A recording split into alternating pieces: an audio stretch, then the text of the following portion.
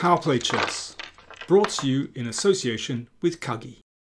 Hans Niemann is powering up the live rating list at the moment on tremendous form over the last couple of months, and he will be wanting to make his mark in the US Championship. In St. Louis, of course, a place where he's had a few controversial encounters over the last couple of years. So I want to show you his game against Leinier Dominguez from round 3. And this is a tremendous game, actually. So Gioco Piano, very well-known variation. Pretty regular up to here, and bishop b5. And the bishop drops back to b6. Now, a few different moves have been played here. Niemann, in a previous game, has just played knight f1, that's possible. Caruana earlier in the year played a4. But Niemann played knight c4. So for him, he's gone in a slightly different direction. Hitting the bishop. You want to keep that beautiful bishop. So bishop c5. And then bishop a4.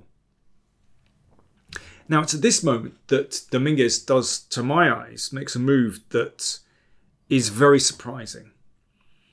Bishops are beautiful pieces, and yet Dominguez gives up this light squared bishop. He could, of course, play in a more orthodox way, knight e7 to swing the knight around here. But he gives up that bishop. And then plays knight h5. So why has he done this? Well, it does mean that that bishop on c5 in a sense is more secure. It never has to worry about being driven back by d4.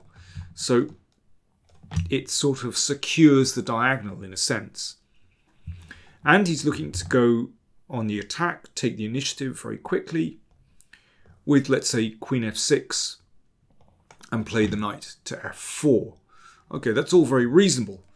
However, in the long term, that can be really a significant positional weakness in giving up that light squared bishop. Even though at the moment this piece doesn't seem like a very strong piece. I mean, you could say it's blocked in by these pawns, but well, just wait. Now in a previous game, a3 was played here, which is the computer move. But Niemann, well, he's aggressive. And he played g4. Now, I don't know whether he'd studied this position before. He is a great researcher. His opening theory is very good. I really don't know. But the computer doesn't particularly like g4.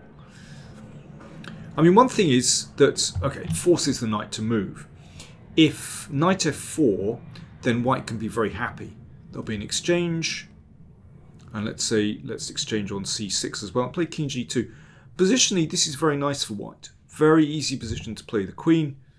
Looks at that pawn. The rook is coming to d1. There's potential to push with e5. And white is secure on the king side. That's very safe. Certainly much easier for white to play than black. Therefore, Dominguez put the knight back on f6. But that gives white the chance to push forward with g5. And just open the king side a little bit. Okay, the king side opens for both players. You can see the white king is a little bit open.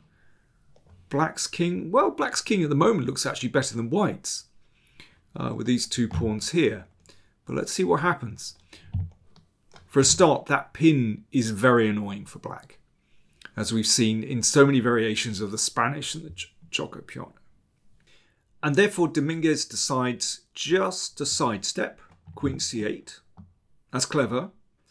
Of course, white would love to damage black's king side with bishop f6. But if bishop takes, queen h3.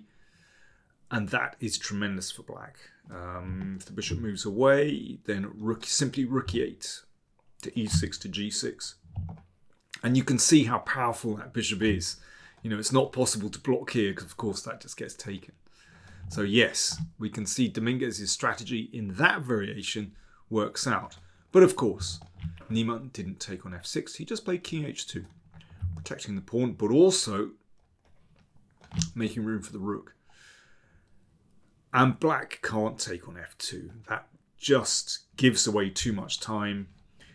Rook e2, and then you take on f6. And I mean, this is absolutely fatal, of course. You can see that's really horrible, opening up the king. So therefore, knight h7. Knight's not in a great position on h7, it has to be said. I think it's better to play queen e6 and then swing that knight round to g6. In any case, knight h7 played, rook g1. Yeah, once you've got that open file, you've got to use it. And this is serious. Again, if bishop f2, then that wastes too much time, and white is already in there. Very nasty pin. So queen e6, rook g2, so just preparing to double. Knight e7, that knight wants to swing around to g6. Bishop d2, yeah, just withdrawing.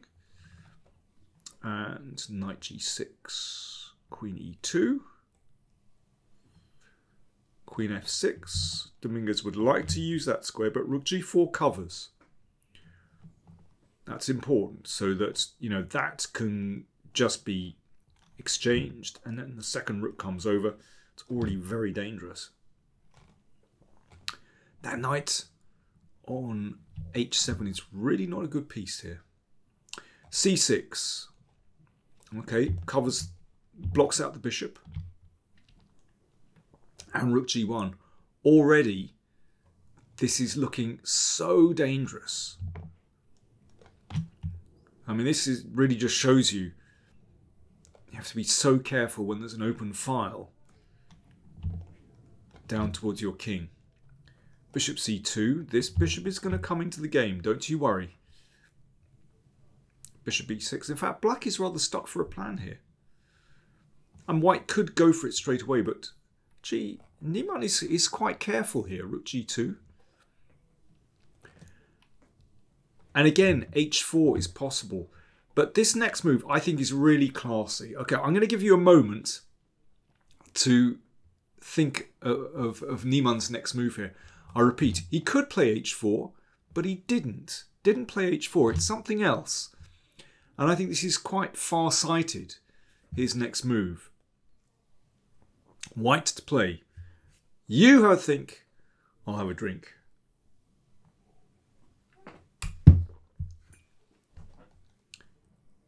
He sacked this pawn with c5. Okay, black hasn't got much better than to take. So why does he do this? It's about destabilizing this pawn on e5. And Niemann has seen that the position is going to open very soon. And when it does, black will have 2 points to worry about. Not just g7, but e5 as well. Very clever. Watch this. I mean, black is really stuck here. c4 was played. But if, let's say, rook g8, then knight g5 just kind of piles through. You can see that knight takes would open up that h-file. Not to black's advantage. Yeah, very, very strong position for white there. Let's see. I'll just continue this a little bit. b5, f4. And this is wonderful. And after this, e5. Well, that opens up this bishop on c2. Yep, that bishop doesn't have an opponent. No light square bishop to match it. And that just opens things up spectacularly. I mean, everything is working in white's favour. And it shows you how clever it was to undermine that pawn on e5, actually. c4 played. Obviously, at the moment, that can't be taken because of queen takes and queen takes. h5. And Niemann breaks through. Rook takes g7. If queen takes rook, very often queen against two rooks is a rough balance, but here this is crushing. Knight takes e5. There you go. It was worth taking out that pawn on d6 in this position I mean, these pieces are just going to be way too much for the king. So yes, I really like that move, c5. Rook g8 played. The rook came all the way back. It's an interesting decision. So if that's exchanged off, well, I dare say you can recapture with rook or pawn, but yeah, it'd be kind of interesting to recapture with a pawn and then just keep advancing. Black's king is completely stuck here. b5, knight g5, an exchange, queen here, queen f3. I mean, this is actually a very simple build-up now. The bishop is going to check very soon. Knight here, bishop check anyway, because that's a threat. Takes, check, and a very nice winning move here. This was the final move. Rook e8. And here Dominguez resigned. Okay, let's just see why he resigned. If queen takes, then this leads to checkmate. Quite a choice here, but let's go with that one. That's very elegant. And if bishop e7, then simply queen g3. And the queen is going to barrel down on one of these squares to finish the game. Yeah, great stuff. Actually, you know, a pretty standard attack once the rooks were doubled on the g-file. But I thought there were some really nice touches along the way. This one, I think, was particularly nice. c5, undermining the pawn on e5. And then this attack is just absolutely crushing. So, after 4 rounds, Niemann is in second place on 2.5 out of 4. He's just behind Caruana. He is highly motivated. So let's see how far Hans can get. I should say on the live rating list, Hans Niemann is now up to number 15 in the world after 4 rounds of the US Championship. I'll try to keep in touch with what's going on there, and I hope you enjoyed that. Thanks for watching.